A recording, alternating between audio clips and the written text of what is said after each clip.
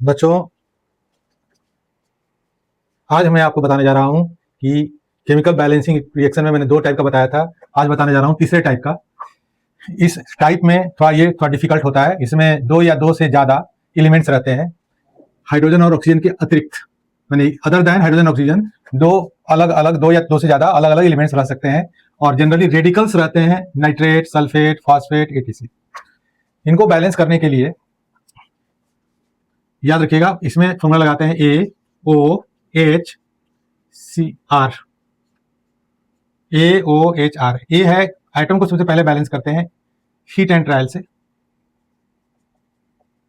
Oxygen को फिर balance करते हैं बाई H2O और हीट एंड ट्रायल से,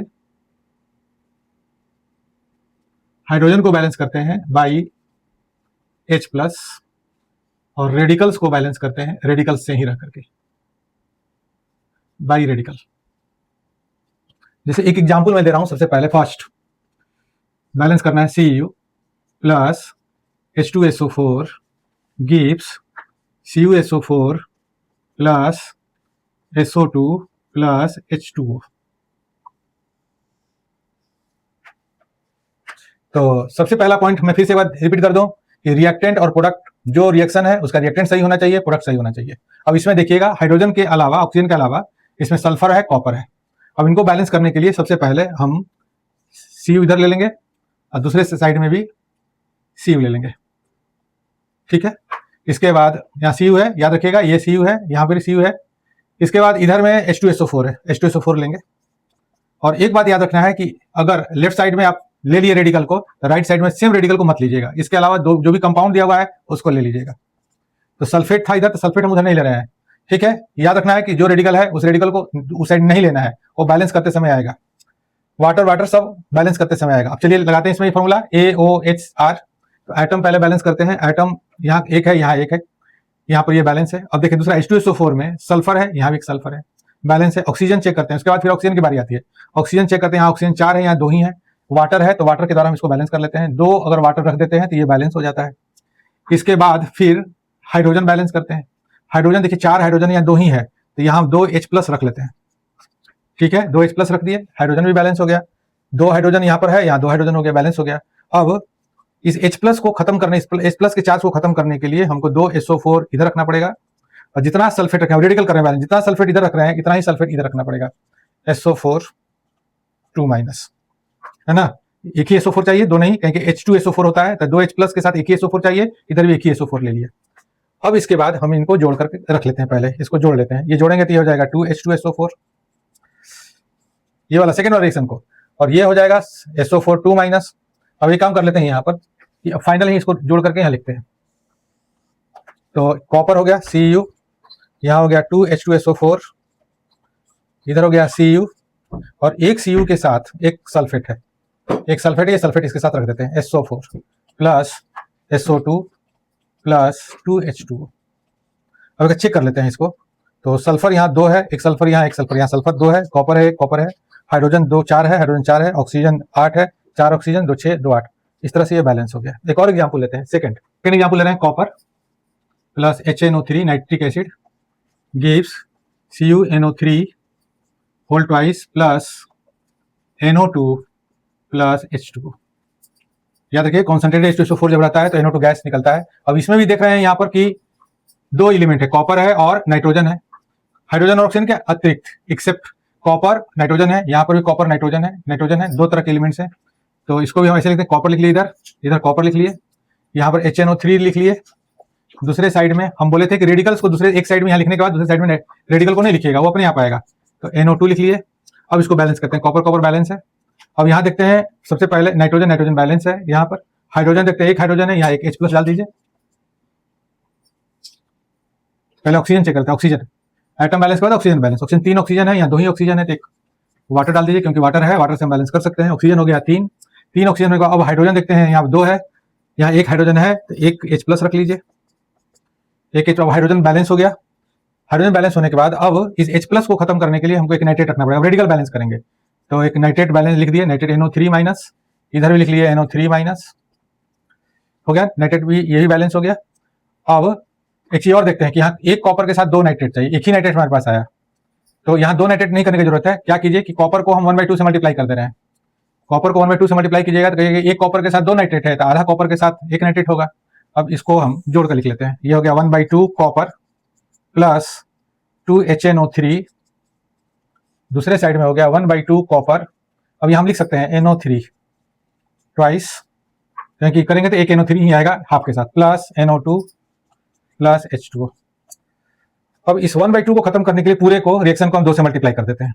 इस पूरे रिएक्शन को हम 2 से मल्टीप्लाई किए उस फ्रैक्शन साइन को हटाने के लिए, तो 2 से मल्टीप्लाई करेंगे तो ये copper plus 4HNO3 gives Cu NO3 whole twice plus 2NO2 plus 2H2O।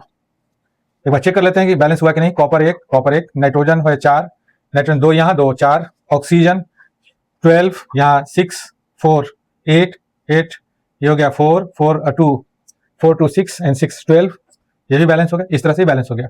एक और रिएक्शन लेते हैं, third, FeH2 plus O2 gives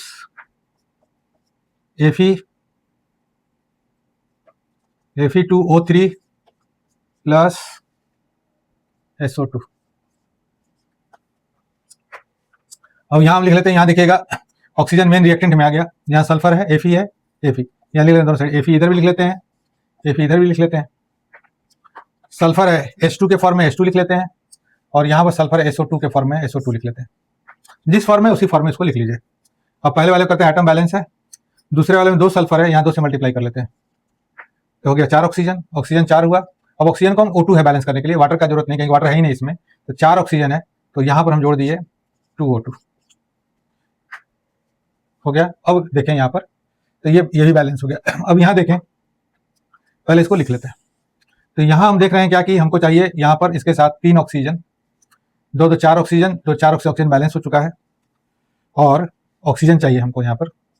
तो ऑक्सीजन के लिए हम यहाँ O3 तीन ऑक्सीजन यहाँ पर ले लेते हैं।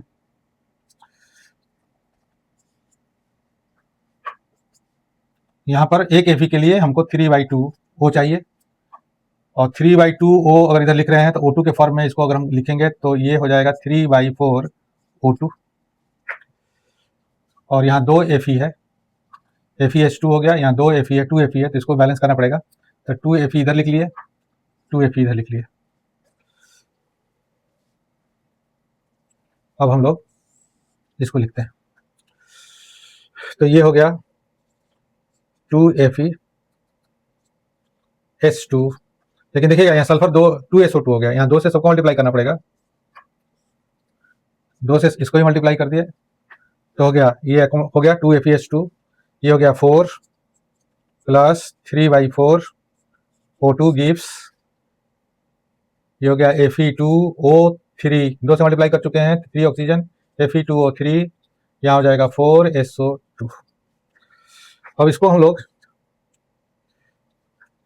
फाइनल करें, 2 FeH2 plus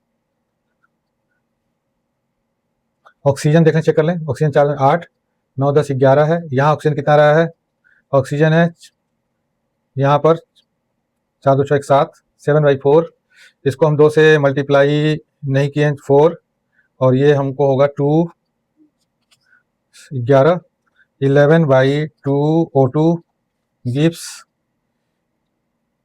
Fe2O3 plus 4 SO2। अब इसको खत्म करने के लिए, इस फ्रैक्शन को खत्म करके 2 से सबको मल्टीप्लाई कर दीजिए, तो 4 FeH2 प्लस 11 O2 गिव्स, 2 से सबको मल्टीप्लाई कर रहे हैं, इसको कर दिए 2 Fe2O3 प्लस 8 SO2। एक बार चेक करते हैं, फाइनल 4 आयरन है, 4 आयरन हो गया, सल्फर 8 हो गया, तो यहाँ 8 सल्फर हो गया, ऑक्सीजन 22 हो गया, 6 ऑक्सीजन यहाँ और 16 यहाँ पर, तो हो गया 22 SO2। तो इस तरह से हम लोग इस टाइप के रिएक्शन को थोड़ा डिफिकल्ट होता है, थोड़ा कंसंट्रेशन के साथ इसको करना पड़ता है, तो इसको बोलते हैं रेडिकल बैलेंस। इस रिएक्शन को बोलेंगे रेडिकल बैलेंस। फाइनल में रेडिकल, पहले atom balance, oxygen balance, hydrogen balance और रेडिकल बैलेंस। तो इसमें हम 2 पार्ट में कर करके रिएक्शन को बैलेंस करते हैं, एक रिएक्टेंट को इधर लिख दिया, दूसरे रिएक्टेंट को लिख करके इसे बैलेंस करते हैं। थैंक यू बच्चे। इसके बाद वाला आपको रिडॉक्स रिएक्शन का बैलेंसिंग बताएंगे।